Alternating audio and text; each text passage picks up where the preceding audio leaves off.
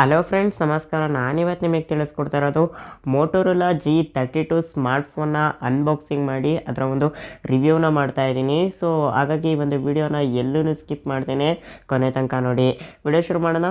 Video ಶುರು ಮಾಡೋದಕ್ಕಿಂತ ಮುಂಚೆ ಒಂದೇ ಒಂದು ಸ್ಮಾಲ್ ರಿಕ್ವೆಸ್ಟ್. ಸೊ ನೀವಿನ್ನೂ ಈ ವಿಡಿಯೋಗೆ ಒಂದು ಲೈಕ್ ಮಾಡಿಲ್ಲ ಅಂದರೆ ಕೂಡಲೇ ಲೈಕ್ ಮಾಡಿ.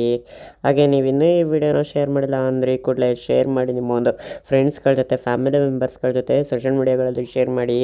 ಸೊ ಹಾಗೆ ನೀವಿನ್ನೂ ನನ್ನ ಚಾನಲ್ನ ಸಬ್ಸ್ಕ್ರೈಬ್ ಆಗಿಲ್ಲ ಅಂದರೆ ಮೇಲ್ಗಡೆ ಕಾಣ್ತಿರೋ ಬ್ಲ್ಯಾಕ್ ಕಲರ್ ಸಬ್ಸ್ಕ್ರೈಬ್ ಬಟನ್ ಮೇಲೆ ಕ್ಲಿಕ್ ಮಾಡಿ. ಹಾಗೂ ಪಕ್ಕದಲ್ಲಿ ಬರೋ ಬೆಲ್ಲೈಕನ್ನ ಟ್ಯಾಪ್ ಮಾಡಿ, ಆಲ್ ಸೆಲೆಕ್ಟ್ ಮಾಡಿ.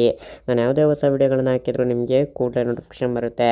ಹಾಗೆ ಈ ವಿಡಿಯೋ ಅನಿಸಿಕೆ ಅಭಿಪ್ರಾಯಗಳನ್ನು ಕಮೆಂಟ್ಗೆ ವಿಡಿಯೋ ಶುರು ಮಾಡೋಣ. ಮೊದಲನೇದಾಗಿ ಮೋಟೋರೋಲಾ G32 ಸ್ಮಾರ್ಟ್ಫೋನ್ನ ಇವಾಗ ಅನ್ಬಾಕ್ಸಿಂಗ್ ಮಾಡೋಣ, ಬನ್ನಿ. ನಿಮಗೆ ಮೊದಲನೇದಾಗಿ ಒಂದು ಬಾಕ್ಸಿನ ಫ್ರಂಟ್ ಸೈಡ್ನಲ್ಲಿ ಈ ರೀತಿ ನೋಡೋದಕ್ಕೆ ಕಾಣುತ್ತೆ. ಸೊ ಮೋಟೋ G32 ಅಂತ ಒಂದು ಬ್ರ್ಯಾಂಡಿಂಗ್ ನೇಮ್ನ ಕೊಟ್ಟಿದ್ದಾರೆ. ಇನ್ನು ನೆಕ್ಸ್ಟ್ ಇದರ ಒಂದು ಬ್ಯಾಕ್ ಸೈಡ್ ನೋಡೋದಾದರೆ, ಸೊ ಬ್ಯಾಕ್ ಸೈಡಲ್ಲಿ ನಿಮಗೆ ಈ ಒಂದು ಸ್ಮಾರ್ಟ್ಫೋನಿನ ಪಿಕ್ಚರ್ಸ್ಗಳು ಕೊಟ್ಟಿದ್ದಾರೆ. ಅದೇ ರೀತಿ ಇದರ ಒಂದು ಸ್ಪೆಸಿಫಿಕೇಶನ್ ಮೇನ್ ಹೈಲೈಟೆಡ್ ಆಗಿ ಕೊಟ್ಟಿದ್ದಾರೆ. ಇನ್ನು ನೆಕ್ಸ್ಟ್ ಈ ಒಂದು ಬಾಕ್ಸ್ನ ಇವಾಗ ಅನ್ಬಾಕ್ಸಿಂಗ್ ಮಾಡೋಣ. ಓಕೆ, ಸೊ ಅನ್ಬಾಕ್ಸ್ ಮಾಡ್ತು ಅಂದರೆ ನಿಮಗೆ ಮೊದಲನೇದಾಗಿ ಮೊಬೈಲ್ನೇ ನೋಡೋದಕ್ಕೆ ಕಾಣುತ್ತೆ. ಸೊ ನಾನು ಆಲ್ರೆಡಿ ಅನ್ಬಾಕ್ಸ್ ಮಾಡಿಬಿಟ್ಟಿದ್ದೆ. ಸೊ ಹಂಗಾದ್ರೆ ಸಡನ್ನಾಗಿ ಓಪನ್ ಆಯಿತು, ಯಾಕಂದರೆ ಫ್ಲಿಪ್ಕಾರ್ಟ್ನಲ್ಲಿ ನಾನು ಆರ್ಡ್ರ್ ಮಾಡಿರೋದ್ರಿಂದ ಸೊ ಡೆಲಿವರಿ ಬಾಯ್ಸ್ಗಳೇ ಈ ಒಂದು ಸ್ಮಾರ್ಟ್ಫೋನ್ನ ಅನ್ಬಾಕ್ಸಿಂಗ್ ಮಾಡಬೇಕಿತ್ತು. ಸೊ ಇದು ಅಂತ ಅಲ್ಲ, ನೀವು ಯಾವುದೇ ಪ್ರೈಸ್ ರೇಂಜಿನ ಸ್ಮಾರ್ಟ್ಫೋನ್ ತೊಗೊಂಡ್ರೂ ಕೂಡ ನೀವು ಫ್ಲಿಪ್ಕಾರ್ಟ್ ಡೆಲಿವರಿ ಬಾಯ್ಸ್ಗಳ ಕೈಲೇ ಅನ್ಬಾಕ್ಸಿಂಗ್ ಮಾಡಿಸ್ಬೇಕಾಗುತ್ತೆ. ಸೊ ಈ ಒಂದು ರಿಟರ್ನ್ ರಿಲೇಟೆಡು ಮತ್ತು ಈ ಅನ್ಬಾಕ್ಸಿಂಗ್ ರಿಲೇಟೆಡು ನಾನು ನೆಕ್ಸ್ಟ್ ವೀಡಿಯೋ ಮಾಡಿ ತಿಳಿಸ್ಕೊಡ್ತೀನಿ. ಸೊ ಇವಾಗ ಸದ್ಯಕ್ಕೆ ನಾನು ಫೋನ್ನ ಅನ್ಬಾಕ್ಸಿಂಗ್ ಮಾಡಿ ತಿಳಿಸ್ತೀನಿ. ಓಕೆ, ಸೊ ಮೊದಲನೇದಾಗಿ ನಿಮಗೆ ಬಾಕ್ಸ್ ಅನ್ಬಾಕ್ಸ್ ಮಾಡ್ತಿದ್ದಂಗೆ ಫ್ರಂಟ್ ಸೈಡಲ್ಲಿ ಈ ರೀತಿ ನೋಡೋದಕ್ಕೆ ಕಾಣುತ್ತೆ. ಸೊ ಇದರ ಒಂದು ಮೇನ್ ಹೈಲೈಟೆಡ್ ಸ್ಪೆಸಿಫಿಕೇಶನ್ಸ್ಗಳನ್ನ ತಿಳಿಸ್ಕೊಟ್ಟಿದ್ದಾರೆ. ಸೊ ಫಸ್ಟು ಮೊಬೈಲ್ನ ಪಕ್ಕಕ್ಕೆ ಇಡೋಣ. ಸೊ ಇನ್ನು ನೆಕ್ಸ್ಟು ನಿಮಗೆ ಇನ್ನೊಂದು ಬಾಕ್ಸ್ ಕೊಟ್ಟಿದ್ದಾರೆ. ಸೊ ಆ ಒಂದು ಬಾಕ್ಸ್ನು ಕೂಡ ಇವಾಗ ಓಪನ್ ಮಾಡೋಣ. ಸೊ ಅದರಲ್ಲಿ ಏನೇನು ಕೊಟ್ಟಿದ್ದಾರೆ ಅಂತ ನೋಡೋಣ. ಸೊ ಒಂದು ಸಿಮ್ ಎಜೆಕ್ಷನ್ ಪಿನ್ ಕೊಟ್ಟಿದ್ದಾರೆ, ಅದೇ ರೀತಿ ಒಂದು ಯೂಸರ್ ಮ್ಯಾನ್ಯುವಲು, ವಾರಂಟಿ ಕಾರ್ಡು, ಇದಿಷ್ಟು ಕೊಟ್ಟಿದ್ದಾರೆ. ಓಕೆ, ಸೊ ಇನ್ನು ಇದನ್ನು ಕೂಡ ಪಕ್ಕಕ್ಕೆ ಇಡೋಣ. ಇನ್ನು ನೆಕ್ಸ್ಟು ಒಂದು ಟ್ರಾವೆಲ್ ಅಡಾಪ್ಟರ್ ಕೊಟ್ಟಿದ್ದಾರೆ. ಸೊ ಇದು ನೋಡೋದಾದರೆ ನಿಮಗೆ 33 ವಾಟ್ ಫಾಸ್ಟ್ ಚಾರ್ಜಿಂಗ್ನ ಕೊಟ್ಟಿದ್ದಾರೆ. ಸೊ ಬಟ್ ಮೊಬೈಲ್ ಬಂದು 30 ವಾಟಲ್ಲಿ ಸಪೋರ್ಟ್ ಆಗುತ್ತೆ. ಇವರು ಚಾರ್ಜಿಂಗ್ ಅಡಾಪ್ಟರ್ನ 33 ವಾಟಲ್ಲಿ ಕೊಟ್ಟಿದ್ದಾರೆ. ಇನ್ನು ನೆಕ್ಸ್ಟು ಡಾಟಾ ಕೇಬಲ್. ಈ ಒಂದು ಡಾಟಾ ಕೇಬಲ್ ಬಗ್ಗೆ ಮಾತಾಡೋದಾದರೆ ಈ ಒಂದು ಕೇಬಲ್ ಬಂದು USB Type-C to Type-A ಪೋರ್ಟ್ನ ಕೊಟ್ಟಿದ್ದಾರೆ. ಇನ್ನು ನೆಕ್ಸ್ಟು ಮೊಬೈಲ್ ಬಗ್ಗೆ ಇವಾಗ ನೋಡೋಣ. ಸೊ ಮೊಬೈಲಲ್ಲಿ ನಿಮಗೆ ಮೇನ್ ಹೈಲೈಟೆಡ್ ಆಗಿ ಸ್ಪೆಸಿಫಿಕೇಷನ್ಸ್ಗಳನ್ನ ತಿಳಿಸ್ಕೊಟ್ಟಿದ್ದಾರೆ. ಇನ್ನು ಈ ಒಂದು ರ್ಯಾಪರ್ನ ಓಪನ್ ಮಾಡೋಣ. ಓಕೆ, ರ್ಯಾಪರ್ ಓಪನ್ ಮಾಡ್ತು ಅಂದರೆ ನಿಮಗೆ ಈ ರೀತಿ ನೋಡೋದಕ್ಕೆ ಕಾಣುತ್ತೆ. ಸೊ ನಾನು ಆಲ್ರೆಡಿ ಬೂಟಿಂಗ್ ಮಾಡಿದ್ದೀನಿ. ಇನ್ನು ನೆಕ್ಸ್ಟು ಬ್ರೋ ಬಾಕ್ಸಲ್ಲಿ ಬ್ಯಾಕ್ ಕವರ್ ಕೊಡಲ್ವ ಅಂತ ನೀವು ಕೇಳ್ಬೋದು. ಬ್ಯಾಕ್ ಕವರ್ ಕೊಡ್ತಾರೆ.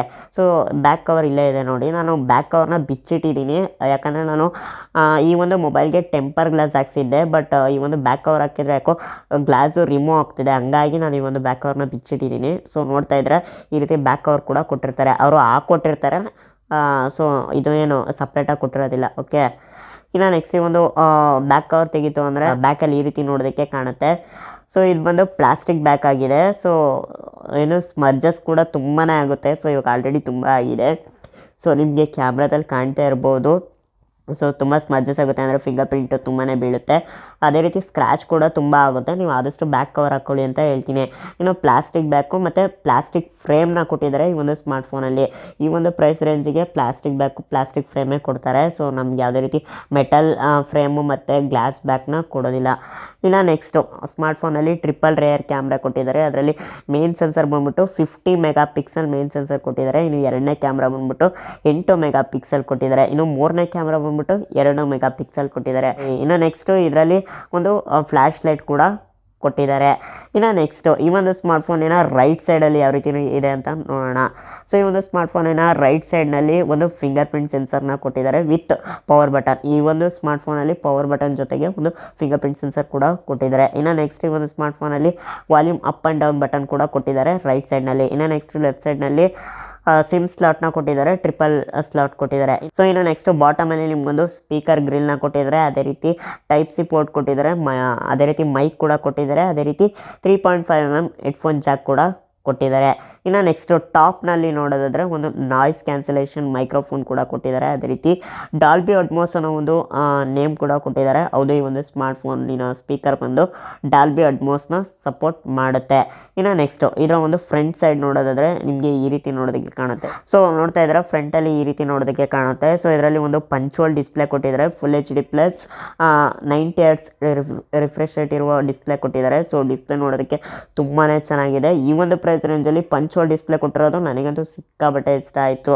ಇನ್ನು ಬೆಜಲ್ ಬಗ್ಗೆ ಮಾತಾಡೋದಾದ್ರೆ ಬೆಜಲ್ ಬಾಟಮಲ್ಲಿ ಸ್ವಲ್ಪ ಬೆಜಲ್ ಇದೆ ಅನ್ನಿಸ್ತು. ಇನ್ನು ಟಾಪು ಮತ್ತು ರೈಟ್ ಸೈಡು ಲೆಫ್ಟ್ ಸೈಡಲ್ಲಿ ಅಷ್ಟೇನು ಬೆಜಲ್ ಇಲ್ಲ ಅಂತ ನನಗೆ ಅನ್ನಿಸ್ತು. ಇನ್ನೇ ಒಂದು ಡಿಸ್ಪ್ಲೇ ಪ್ರೊಟೆಕ್ಷನ್ಗೋಸ್ಕರ ಪಾಂಡಾ ಗ್ಲಾಸ್ನ ಯೂಸ್ ಮಾಡಿದ್ದಾರೆ. ಇದು ಆಲ್ಮೋಸ್ಟ್ ಗೊರಿಲ್ಲಾ ಗ್ಲಾಸ್ 3ಗೆ ಈಕ್ವಲ್ ಆಗಿರುತ್ತೆ.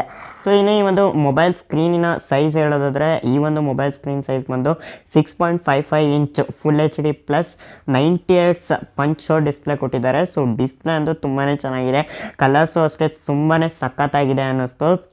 ಇನ್ನು ಈ ಒಂದು ಸ್ಮಾರ್ಟ್ಫೋನಿನ ಒಂದು ಪ್ರೊಸೆಸರ್ ನೋಡೋದಾದರೆ ಕ್ವಾಲ್ಕಮ್ ಸ್ನ್ಯಾಪ್ಡ್ರ್ಯಾಗನ್ 680 ಪ್ರೊಸೆಸರ್ ಕೊಟ್ಟಿದ್ದಾರೆ. ಇದು 4G ಪ್ರೊಸೆಸರು.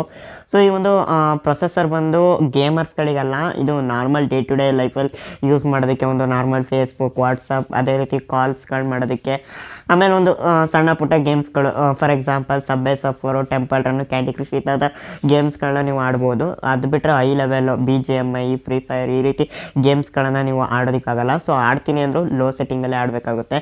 ಸೊ ಹಂಗಾಗಿ ಈ ಒಂದು ಫೋನ್ ಬಂದು ಗೇಮರ್ಸ್ಗಳಿಗಂತೂ ನಾನು ಸಜೆಸ್ಟ್ ಮಾಡಲ್ಲ. ನೆಕ್ಸ್ಟ್ ಇದರ ಒಂದು ವೇರಿಯಂಟ್ ಬಗ್ಗೆ ಮಾತಾಡೋದಾದರೆ ಈ ಒಂದು ಸ್ಮಾರ್ಟ್ಫೋನಲ್ಲಿ 4GB RAM 64GB internal storage ಇರೋ ವೇರಿಯಂಟ್ನ ಕೊಟ್ಟಿದ್ದಾರೆ.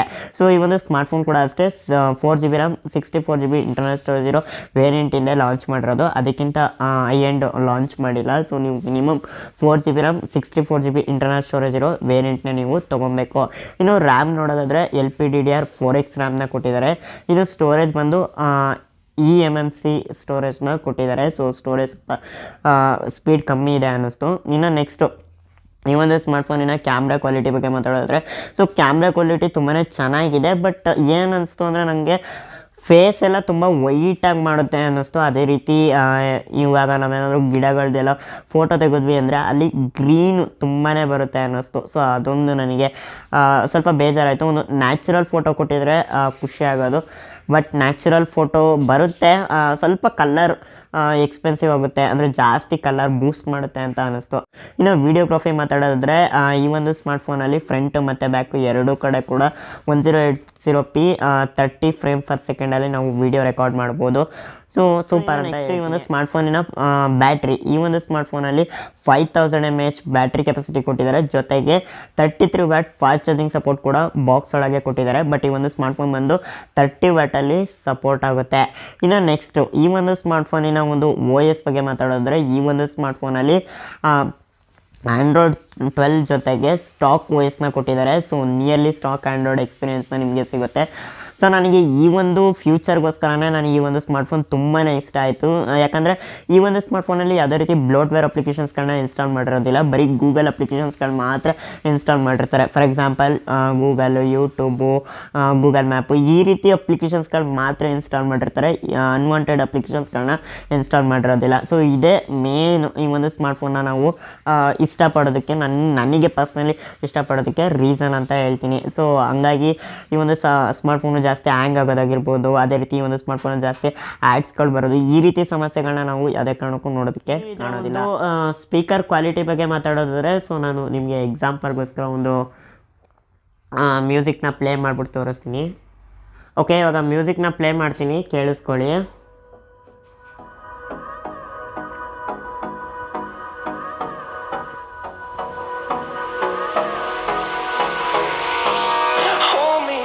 Till I get up, time is barely on our side. I don't wanna waste one day. And on we'll go, through the wastelands, through the highways, till my shadow turns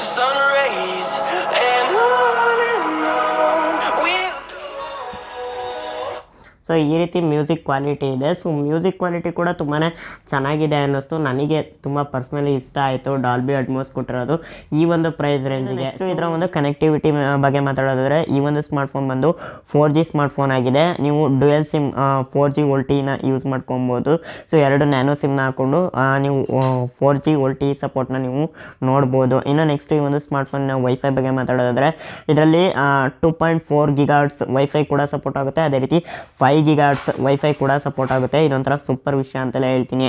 ಇನ್ನು next ಈ ಒಂದು ಸ್ಮಾರ್ಟ್ಫೋನಿನ Bluetooth version ನೋಡೋದಾದರೆ Bluetooth version 5.2 version ಕೊಟ್ಟಿದ್ದಾರೆ. So ಇದು ಕೂಡ super. Next ಇದರ ಒಂದು price ಬಗ್ಗೆ ಮಾತಾಡೋದಾದರೆ ಈ ಒಂದು ಸ್ಮಾರ್ಟ್ಫೋನ್ ಬಂದು 10,499 ರೂಪೀಸ್ಗೆ ನೀವು ಫ್ಲಿಪ್ಕಾರ್ಟ್ನಲ್ಲಿ ಪರ್ಚೇಸ್ ಮಾಡ್ಬೋದು. ಸೊ ಈ ಒಂದು ಪ್ರೈಸ್ ರೇಂಜಿಗೆ ಈ ಒಂದು ಸ್ಮಾರ್ಟ್ಫೋನ್ ವರ್ತ್ ಇದೆಯಾ ಅಂತ ಕೇಳೋದಾದರೆ ಅದು ಡೆಫಿನೆಟ್ಲಿ ವರ್ತ್ ಇದೆ, ನೀವು ಕಣ್ಮುಚ್ಕೊಂಡು ತೊಗೊಬೋದು. ಈ ಒಂದು 10,000 ರೂಪಾಯಿ ಪ್ರೈಸ್ ರೇಂಜಲ್ಲಿ ಈ ಒಂದು ಸ್ಮಾರ್ಟ್ಫೋನು ತುಂಬಾ ಬೆಸ್ಟ್ ಇದೆ. ಸೊ ಈ ಒಂದು ಪ್ರೈಸ್ ರೇಂಜಲ್ಲಿ ನಾನು ನೋಡ್ದಂಗೆ ಫುಲ್ HD ಪ್ಲಸ್ ಡಿಸ್ಪ್ಲೇ ಕೊಟ್ಟು ಅದರಲ್ಲೂ ಪಂಚ್ ಹೋಲ್ ಡಿಸ್ಪ್ಲೇ ಕೊಟ್ಟು 90 Hz ರಿಫ್ರೆಶ್ ರೇಟ್ ಕೊಟ್ಟಿರೋದು ನಾನು ಇಲ್ಲಿವರೆಗೂ ನೋಡಿಲ್ಲ. ಅದೇ ರೀತಿ 33 ವಾಟ್ ಫಾಸ್ಟ್ ಚಾರ್ಜಿಂಗ್ ಸಪೋರ್ಟ್ ಇರೋ ಒಂದು ಸ್ಮಾರ್ಟ್ಫೋನ್ ನಾನು ಇಲ್ಲಿವರೆಗೂ 10,000 ರೂಪಾಯಿ ಪ್ರೈಸ್ ರೇಂಜಲ್ಲಿ ನಾನು ನೋಡೇ ಇಲ್ಲ. ಸೊ ಈ ಒಂದು ಬ್ರ್ಯಾಂಡಲ್ಲಿ ಕೊಡ್ತಾ ಇದ್ದಾರೆ, ನನಗೆ ಅದು ತುಂಬಾ ಇಷ್ಟ ಆಯಿತು. ಅದೇ ರೀತಿ ಈ ಒಂದು ಸ್ಮಾರ್ಟ್ಫೋನ್ನ OS nearly stock Android experience ಸಿಗುತ್ತೆ. ಸೊ ನಮ್ಗೆ ಯಾವುದೇ ರೀತಿ ಬ್ಲಾಟ್ವೇರ್ ಅಪ್ಲಿಕೇಶನ್ಸ್ಗಳು ಸಿಗೋಲ್ಲ. ಸೊ ತುಂಬ ಕ್ಲೀನ್ OS, ಯಾವುದೇ ರೀತಿ ಆ್ಯಡ್ಸ್ಗಳು ಬರೋಲ್ಲ. ಸೊ ಅದು ತುಂಬಾ ಇಷ್ಟ ಆಯಿತು. ಹಂಗಾಗಿ ನಾನು ಈ ಪ್ರೈಸ್ ರೇಂಜ್ 10,000-10,500 ರೂಪಾಯಿಗೆ ಈ ಒಂದು ಸ್ಮಾರ್ಟ್ಫೋನ್ ಸಖತ್ತಾಗಿದೆ ಅಂತ ಹೇಳ್ತೀನಿ. ನೀವು ಕಣ್ಮುಚ್ಕೊಂಡು ಈ ಒಂದು ಸ್ಮಾರ್ಟ್ಫೋನ್ನ ತೊಗೊಬೋದು.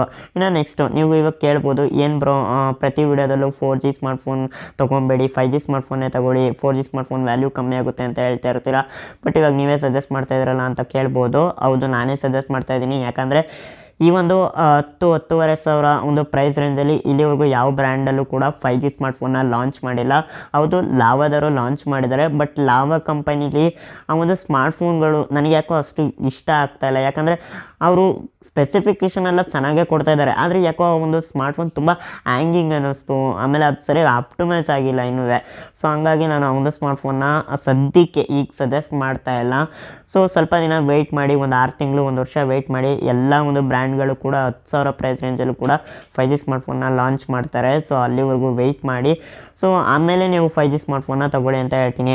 ಇಲ್ಲ ಬ್ರೋ, ನಾನು ಇವಾಗ ಅರ್ಜೆಂಟ್ ತೊಗೊಬೇಕು, ನಾನು ನಮ್ಮ ಅಪ್ಪ ಅಮ್ಮಂಗೆ ಕೊಡಿಸ್ಬೇಕು, ಇಲ್ಲ ನಮ್ಮ ಅಜ್ಜಿ ತಾತಂಗೆ ಕೊಡಿಸ್ಬೇಕು, ಇಲ್ಲ ನಾನೇ ಸೆಕೆಂಡ್ರಿ ಫೋನಾಗಿ ತೊಗೊಬೇಕು. ಸೊ ಹಂಗಾದರೆ ತೊಗೊಬೋದಾ ಈ ಒಂದು ಸ್ಮಾರ್ಟ್ಫೋನ್ ಬೆಸ್ಟ್ ಇದೆ ಅಂತ ಕೇಳೋದಾದರೆ ಹೌದು, 100% ಬೆಸ್ಟ್ ಇದೆ, ನೀವು ಕಣ್ಮುಚ್ಕೊಂಡು ತೊಗೊಬೋದು. ಇನ್ನು ನೆಕ್ಸ್ಟು ಬ್ರೋ ನಾನು 1-1.5 ವರ್ಷ ಯೂಸ್ ಮಾಡ್ತೀನಿ, ಹಂಗಾದ್ರೂ ತೊಗೊಬೋದಾ ಅಂದರೆ ಹಂಗೂ ತೊಗೊಬೋದು. ಬಟ್ ನೀವು ಲಾಂಗ್ ಟರ್ಮ್ ಯೂಸ್ ಮಾಡ್ತೀನಿ, 2-3 ವರ್ಷ ಯೂಸ್ ಮಾಡ್ತೀನಿ ಅಂದರೆ ನಾನು ಈ ಒಂದು ಸ್ಮಾರ್ಟ್ಫೋನ್ನ ಸಜೆಸ್ಟ್ ಮಾಡಲ್ಲ. ವೆಯ್ಟ್ ಮಾಡಿ, ಇನ್ನೊಂದು 6 ತಿಂಗಳು 1 ವರ್ಷ ವೆಯ್ಟ್ ಮಾಡಿಬಿಟ್ಟು ಈಗ ನೀವೇನು 10,000-10,500 ಪ್ರೈಸ್ ರೇಂಜಲ್ಲಿ ನೀವು 5G ಸ್ಮಾರ್ಟ್ಫೋನ್ನೇ ತೊಗೊಳ್ಳಿ ಅಂತ ಹೇಳ್ತೀನಿ.